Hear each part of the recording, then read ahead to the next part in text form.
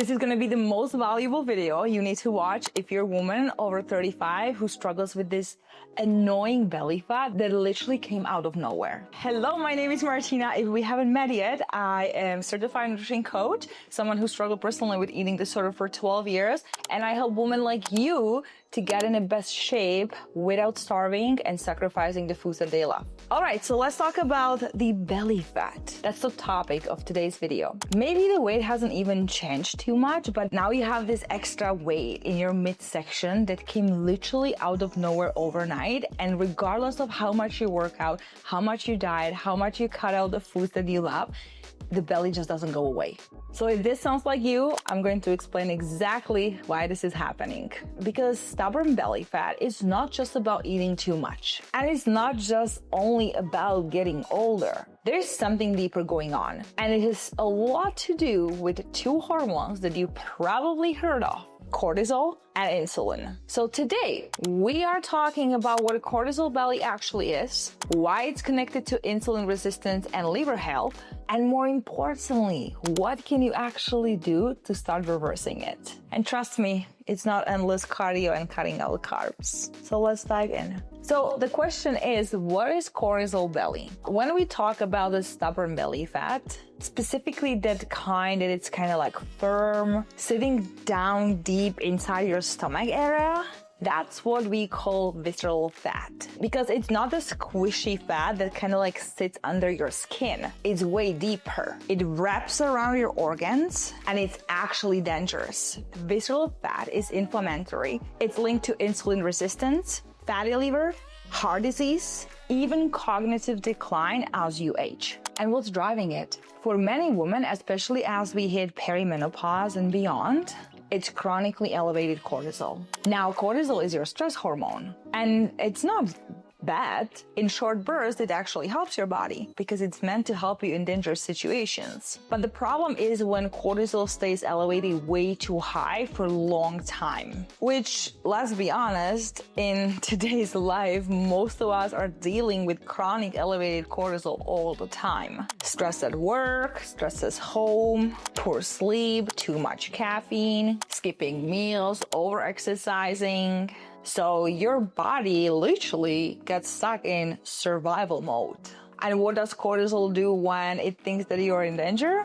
It literally tells your body to store fat right around your waistline. Because biologically, storing energy close to your organs was the safest place to keep fuel for survival. So your body isn't broken. It's doing exactly what it thinks it needs to do to protect you. But now the chronic stress, that constant cortisol, it's what building that stubborn belly fat. Now, here is the kicker. When cortisol stays high, your blood sugar also stays high. Because cortisol triggers your livers to release glucose into your bloodstream to give you energy to the fight or flight. But when that becomes chronic, your insulin spikes too. Because insulin's job is to pull the sugar out of your blood and shovel that into your cells. And over time, what happens, your cells stops responding to insulin. And that's what we call insulin resistance. And insulin resistance is exactly what's locked your body into a fat storage mode,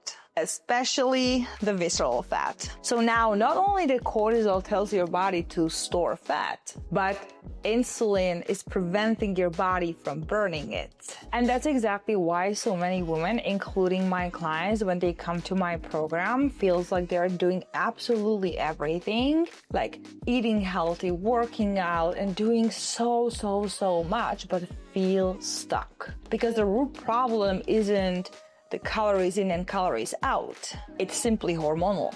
Calories in and calories out only works until it doesn't, especially if you're a woman over 35. Now you're probably listening to me saying, oh my God, this makes so much sense. So let's talk about what are the signs that this might be you. So your belly fat feels firm and not soft. Your arms and legs stays relatively lean while your belly keeps growing. You crave a lot of carbs or sugar when you're stressed. You often feel tired but wired.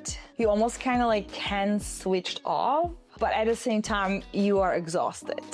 And despite doing all the right things, nothing is working. And if this sounds like you, the next part here is very important. Let's talk about what can you actually do to lose this cortisol belly. Number one, prioritize sleep. I know, simple, right? And you probably have heard it before, but hear me out. Poor sleep keeps your cortisol elevated literally the whole day. It drives cravings, it raises insulin resistance, and it directly blocks fat loss. So treat your sleep like non-negotiable. Cool, dark room, no screen before bed. Also, magnesium supplements before sleep can really help. And stick to the same consistent bedtime routine, like what time you go to bed and what time you wake up, even on the weekends. Number two, stop overtraining.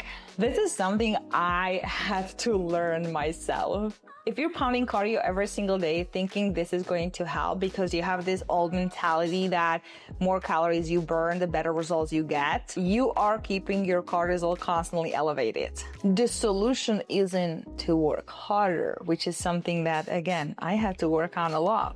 So try to shift towards these changes. Strength training 3 to 4 times a week, walking, just get your steps done. And if you really need to, low intensity cardio, zone 2. 10 minutes a day. That's all you need. Because trying to do these long, intense cardio sessions, those are not benefiting your goals at all. Build your meals around protein. Number 3, you want to get at least 30 to 35 grams of protein per each meal. Because protein stabilizes your blood sugar, keeps you full, supports your lean muscle mass, and also helps reverse insulin resistance. So make protein the center of your plate.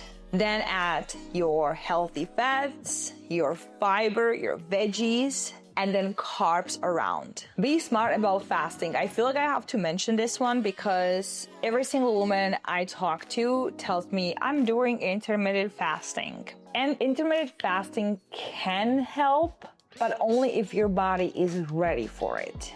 Most studies on intermittent fasting have been done on men and not women. The reason why I'm saying this is because, especially for women, aggressive fasting can keep your cortisol elevated too high and it can really backfire. If you want to hear my opinion, I would start my day with breakfast within 60 minutes after waking up. You don't need to do intermittent fasting to lose weight, trust me. All of these clients you see here are eating 5 meals a day, starting their day with breakfast, and they're feeling amazing. Next, focus on blood sugar balance all day.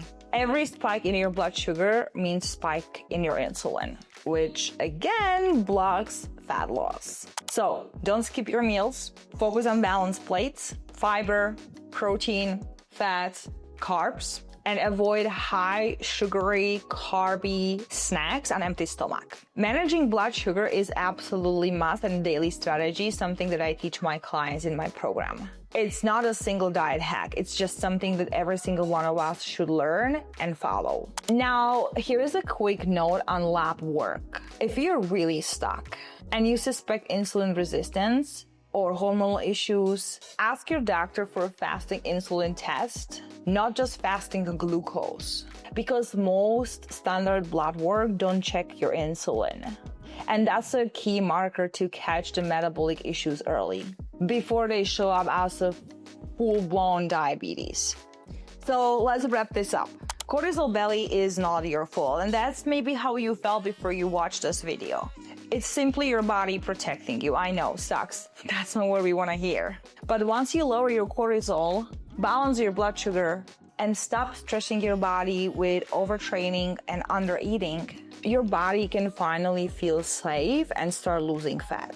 And listen, this is not going to be a fast fix, because quite frankly, it's not this calorie detox that will help you to fix all of these issues.